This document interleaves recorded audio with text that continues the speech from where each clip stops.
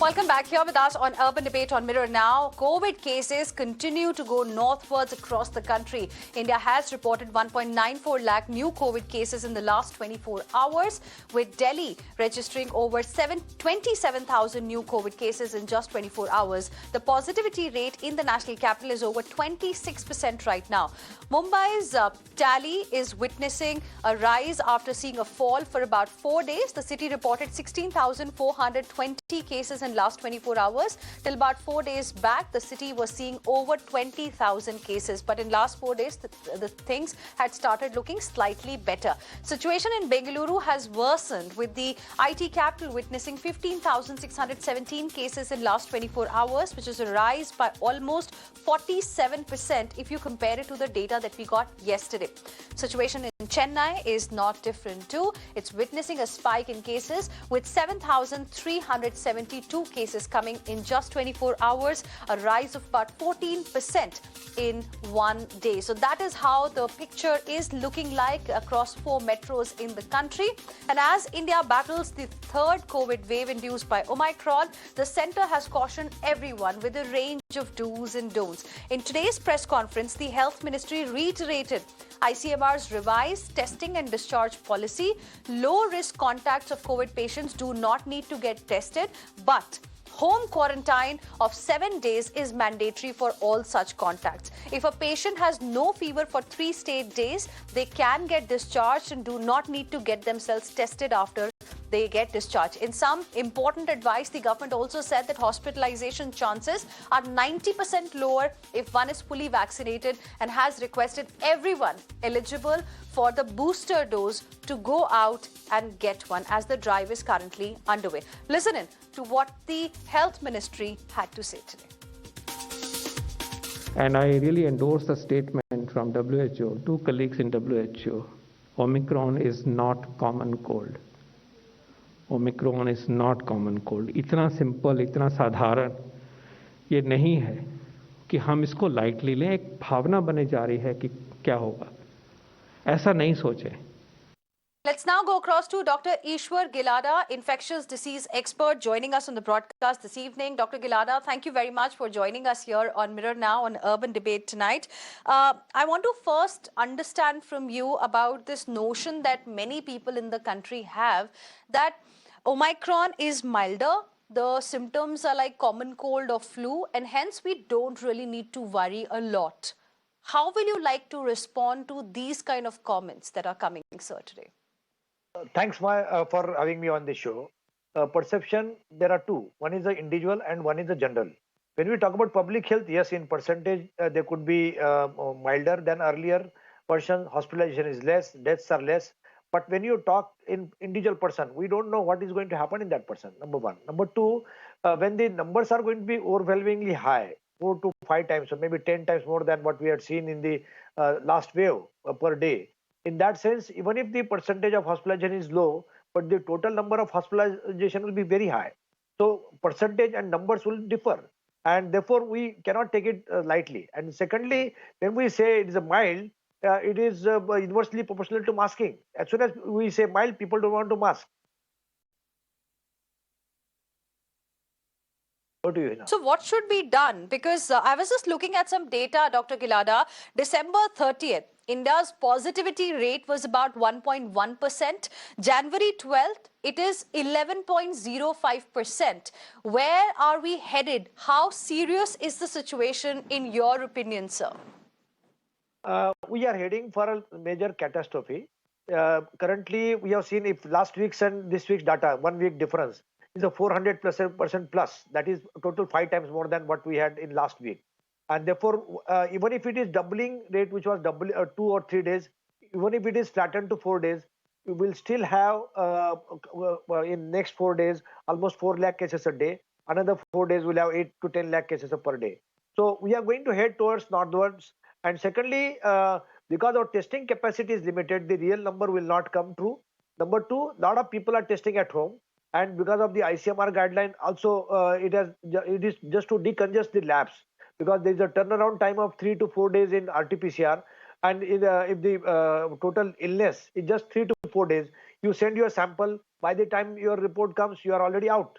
So I don't think RT-PCR is going to be helpful, and the real number will not come out because more than half the people will be testing at home, and they are not all of them are testing. In a family, if there are 4 people, they are having symptom, one of them they test, and one is positive, they consider all are positive. So one is in a sense is a good thing that people are taking that wiser counsel, staying at home.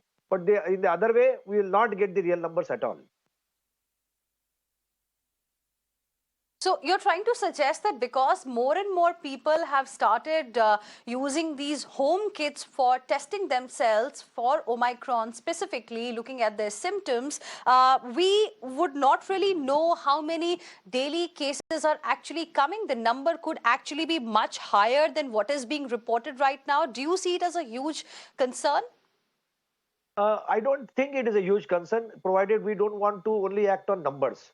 We need to see in a vicinity, in surrounding, in workplace, in any place where so many people are positive. You just pick up a phone and call 20 people, at least 2 or 3 will be found sick. So it is that kind of a huge magnanimity with which the percentage is there in individual sense. But when you talk about nationally, if your testing capacity, which was last year during the peak, it was 30 lakh a day. Currently, they are testing only 15 or 16 lakh a day. So your testing capacity is half. That means your half the numbers are cut there only, and then half the people are testing at home. Another half are cut there only. So when you see 2 lakh cases now, it could be around already 7-8 lakh cases a day. So I think we should not go by numbers. We should go by other yardstick. How many people are requiring oxygen? How many people are hospitalized? How many people are dying? In that sense, we'll be doing far better. But when the numbers will be overwhelmed, hospital bed will be full, and there will be two kind of streams coming to hospitals. One will those who are sick, and one those who are with panic. So panic driven admission will also occupy the beds, and that way will create a lot of shortage of beds. And what are you seeing right now? Are we still seeing people as a precautionary measure getting themselves admitted in the hospitals? What has been the trend so far? Because initially we did see, at least in metros like Delhi and Mumbai, people were going to the hospitals and getting themselves admitted because they were worried they might just infect their family members. What is the trend that you're witnessing right now, sir? You see, trend is that number one, those who do not have anybody to care at home, those who have insurance and insurance doesn't allow without 1 day hospitalization, those which are in some particular services or sector where RT-PCR is must, admission is must, so those people are definitely getting admitted. And plus those who are symptomatic and those who are elderly or having some comorbidity, they are getting admitted. Otherwise, people try to avoid admission, number one. Number two, current pandemic is urban. Now it will go semi-urban and rural. And currently rural people think that this is going to be again only in urban. So I think this is a very good time to prevent a lot of infection in rural hinterlands. We should start having precautions and a lot of measures there, which what we do as a machinery also, as a government machinery, we become only knee-jerkism. When there are numbers, we try to use lot of restriction, a lot of new guidelines come. But where the numbers are low, we do not do any guideline. This is the proper time. The vaccination should be taken care of in the rural or semi-urban areas. Currently, vaccination in urban areas is not going to be much helpful because it is going to be confusing.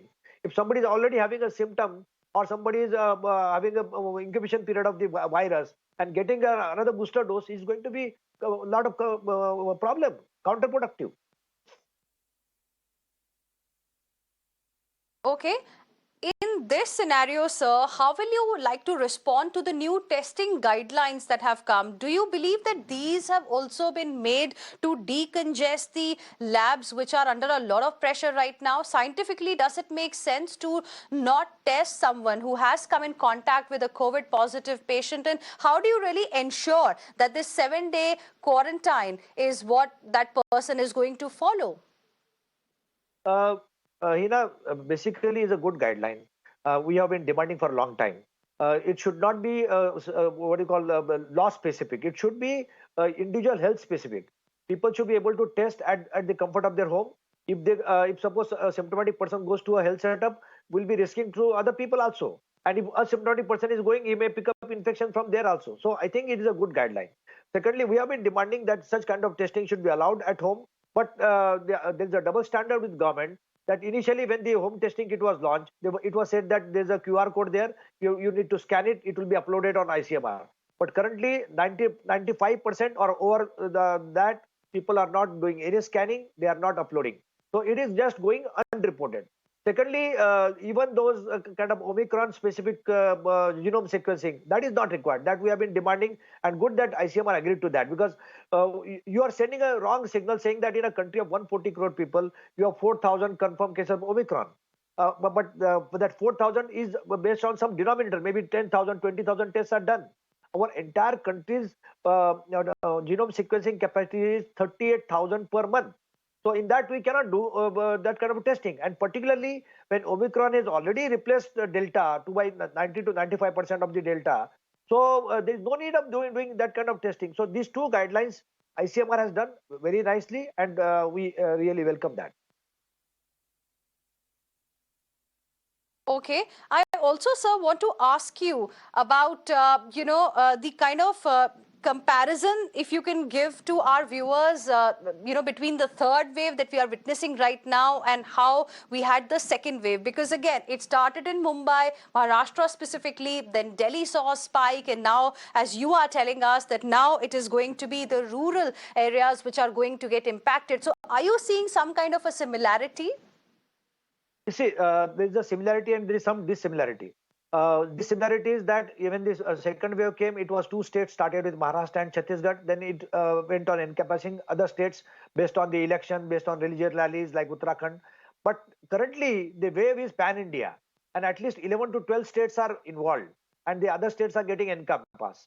And there are 5, 6 kind of centers which are like Mumbai, Bangalore, Calcutta, Delhi, Hyderabad. Nothing is coming out, so something is hidden there. Chennai. So you are seeing these kind of epicenters, and there are 11 to 12 states which are involved. Number two, when the second wave was there, vaccination was very poor. It was not yet hardly 5% people were vaccinated. At this time, a lot of people are vaccinated. But those which are vaccine hesitant, those which have not received vaccine because of some guidelines, they will be a little bit trouble. And thirdly, Delta was a highly virulent and lethal. This is not so as on now. But basically, we hardly understand the virus. Sometimes it start misbehaving suddenly. Sometimes new virulence, new variant will come. So we do not understand. So there will be some differences, but it is going to be true that it will be urban to semi-urban to rural. And semi-urban and rural, we can stop it provided we act now. Okay, last question, sir, before we let you go. Going by the current trend that we are witnessing, when do you see the COVID surge, in India declining? When is it likely? So India is like a continent, and different states will behave differently. But however, if you talk nationally, it will start surging from next week, and it will settle down by early February, maybe latest by second week of February. So our 1 month from now is very, very crucial. 1 month from now is very, very crucial. Dr. Gilada, I appreciate you joining us here on Mirror Now, an urban debate, and helping us understand the current spike that we are seeing in parts of the country, and how many people have now started doing home tests as well, using the kits to conduct their COVID test at home, and those numbers are not being reflected, and that clearly is an issue too. Thank you, sir, for speaking with us here on Mirror Now.